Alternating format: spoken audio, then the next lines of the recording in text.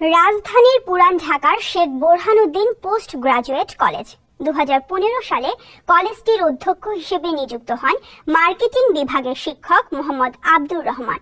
অধ্যক্ষ থাকাকালীন আর্থিক দুর্নীতি থেকে শুরু করে নানা অপকর্মে লিপ্ত থাকার অভিযোগ রয়েছে তার বিরুদ্ধে। অধ্যক্ষ আব্দুর রহমান 2019 সালে 11,50,00,000 টাকায় ঢাকার কেরানীগঞ্জে 431.68% জমি কলেজের নামে কিনেন।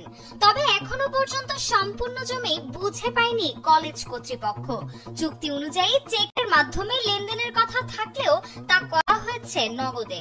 অভিযোগ আছে নগদ লেনদেনের পুরো টাকাই আত্মসাৎ করেন আব্দুর রহমান এবং তার সহযোগীরা। থেকে তার বড় মেয়েকে চাকরি দেওয়ার সত্ত্বে একটি ব্যাংকে কলেজের 25 কোটি টাকা এফডিআর করেন।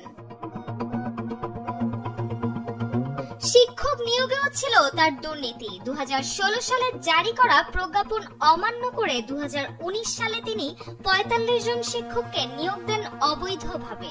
নিয়োগপ্রাপ্ত শিক্ষককে কলেজ তহবিল থেকে বেতন প্রদান করায় প্রতিষ্ঠানটির প্রায় 2 কোটি টাকা ক্ষতি হয়। এমনকি কলেজের নিজস্ব জমির সোলেনামা চুক্তি অনুযায়ী অতিরিক্ত 70 লাখ টাকা বেশি দেওয়ার অভিযোগ উঠেছে আব্দুর রহমানের বিরুদ্ধে। অধ্যক্ষের প্রভাব খাটিয়ে নিজের প্রভিডেন্ট ফান্ডের 21 লাখ টাকা উত্তোলন করেছেন। কলেজ থেকে প্রতি মাসে বেতন ভাতা সহ 1,74,210 টাকা নিতেন তিনি।